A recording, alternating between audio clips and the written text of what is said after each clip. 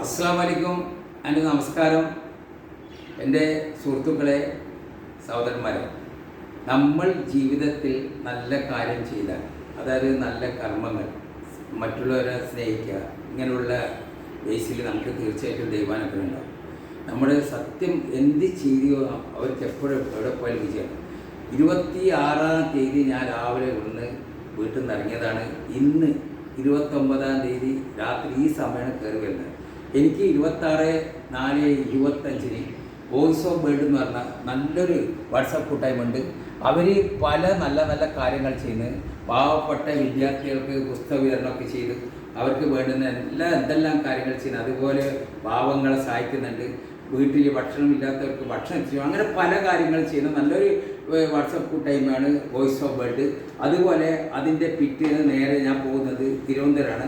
തിരുവനന്തപുരം ജവഹർലാൽ നെഹ്റുവിൻ്റെ 60-ാം ചരമ വാർഷികത്തിന് അവിടെ ഉള്ള ജവഹർലാൽ നെഹ്റു സൊസൈറ്റി അത് അവർ ചെയ്യുന്നതെന്ന് പറഞ്ഞാൽ കുറേ ആൾക്കാർക്ക് നല്ല ആദരവും കൊടുത്തു. അതുകൂടാതെ തന്നെ എല്ലാവർക്കും നല്ല നല്ല കാര്യങ്ങൾ പറഞ്ഞു കൊടുക്കുകയും അതോടൊപ്പം തന്നെ എല്ലാവർക്കും ഇത് അവാർഡ് സപ്ലൈ ചെയ്തിട്ടുണ്ട്.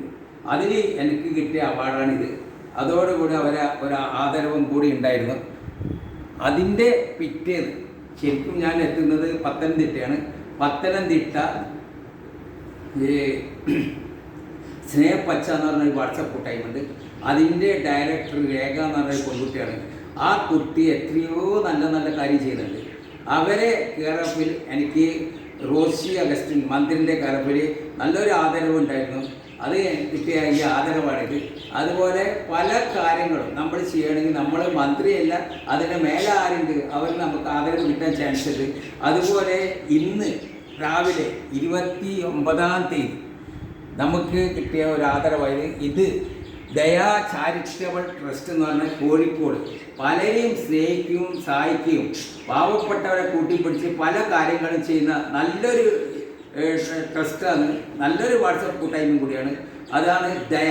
അതിലുള്ള നല്ല നല്ല ആൾക്കാർ അത് ഇന്ന് ഞാൻ പോയപ്പോൾ അവരെ പ്രവൃത്തിയും അവരെ സ്വഭാവമൊക്കെ കണ്ട് വളരെയധികം സന്തോഷിച്ചു.